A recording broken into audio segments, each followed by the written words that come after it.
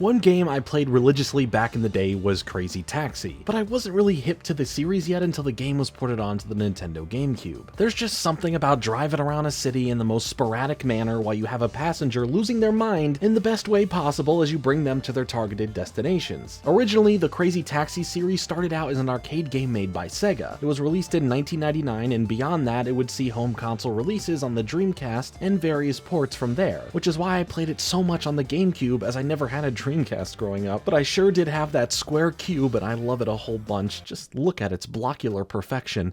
Anyway, let's talk about Crazy Taxi a little bit, as recently Sega announced that they were working on a bunch of new video games based on their older line of IPs, and Crazy Taxi was one of them, and it looks crazy fun. So that hype led me to wanting to check back in on the original game. Welcome back to the 25 Days of Fringe Miss, where there's going to be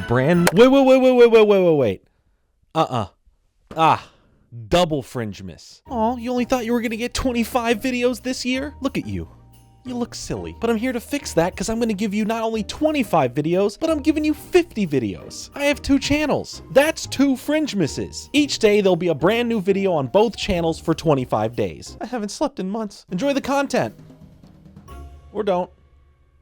Crazy Taxi has you driving around a city as you pick up passengers needing to be dropped off in various locations close and far away, as you try to keep the timer counting down going and making the most money as possible for your overall score. The better you do, the more money you make and the more time you get added onto your timer. And as you pick someone up, you can tell by their indicator how far that they will need to go. Red stands for a short trip, yellow's a medium length trip, and green is a very long trip. When a passenger is picked up, you'll have a second countdown timer start representing how quickly you'll need to get them to their location, as when you start driving, a large arrow will guide you to where the location is of the drop-off. You can fail these though, and if that second countdown timer ends, the passenger gets mad and hops out of the taxi. To make more money from your passenger, you can do some fun stuff in the taxi while heading towards your destination, like hitting some drifts, going off jumps, and narrowly avoiding other cars to really make the passenger's experience one that they will never forget. You do all of this for as long as you can until your overall timer runs out and your run of the game here is over. You get your ranking and then you can go again, or you could do a bunch of other stuff on the home console version as well. You can have a set timer of 3, 5, or 10 minutes for your run, or you can alter a bunch of settings for the playstyle that you exactly want, making it a pretty cool twist and giving you some value outside of the arcade version to play when you're at home. And of course, you can play the specific arcade style of rules at home, and in the game in general, you can tweak the difficulty by changing stuff like the traffic, which is pretty sick that there was this level of customization to the overall way that you want to play the game in general. The coolest feature of the game, in my opinion, were the mini games found in the Crazy Box option on the main menu, where you can do a bunch of fun things like taxi bowling, trying to hit all of the setup pins on a course, or joyriding around to pop a bunch of balloons, or even long jumping off of a ramp, just giving you a bit of extra fun with the game itself for the heck of it, and I absolutely love these. Of course, you can't talk about Crazy Taxi and not mention the insanely great soundtrack that the game has to give you that perfect amount of adrenaline to get through as many passengers as you can, speeding your way through traffic with bumping tunes from Bad Religion, and of course the absolute most memorable here, The Offspring. If you ever remember one thing about playing these games, it's the music you were cruising to. I just love this game so much, and it brings back so many incredible memories. I would love if I had the space for it to get my own Crazy Taxi arcade cabinet. Don't ever think I will, but I can dream, right? Kenji Kano, the creator of Crazy Taxi, thought it would be cool and rewarding for the player if there would be a goal that would incentivize you to work on getting better at the game's objectives themselves, as it would increase your playtime, and if you wanted to keep playing without paying more for time, then the better you were at it, the longer you could keep it all going. So he mixed this concept into his idea of getting into the shoes of a taxi driver, thus having the brainchild of Crazy Taxi. When the arcade version came out and was a hit, Sega was forward-thinking in designing the Dreamcast to have a special board within the console that allowed for pretty perfect conversions of Sega's arcade cabinet games to play well on their console, and Crazy Taxi became the perfect technical showcase of the graphical processor that the home console had. Luckily from there, the game would continue to be ported elsewhere, giving a chance for more audiences to give the game a spin, which is how I was able to get into playing the game originally. Crazy Taxi as an arcade game was the second most played arcade game in Japan the year it launched, and that kind of success really helped carry the franchise forward. This would spawn sequel games to be made that expanded on the locations to drive around in, and more cab drivers to pick from when starting the game up. Beyond gaming, the series would even try to do something a bit different as Sega started exploring turning Crazy Taxi into a movie at one point, but nothing from that was ever produced.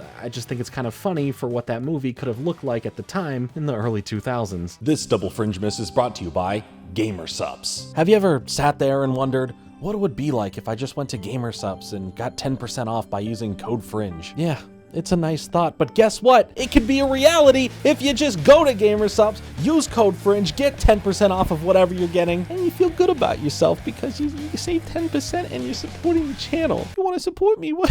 Do you want to support me? You want to support? Look, use code FRINGE, 10% off. I appreciate it.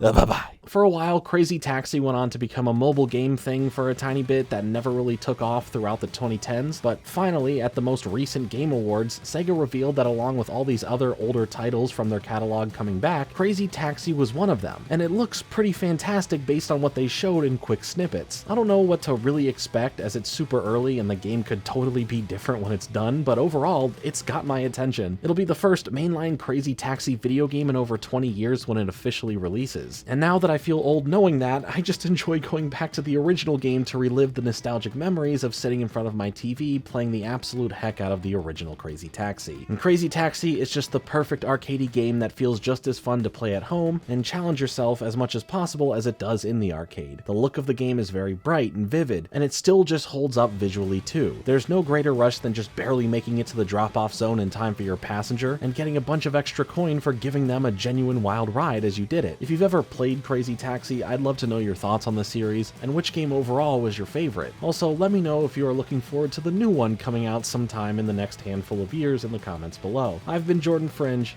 Thanks so much for watching. Like and subscribe. Later.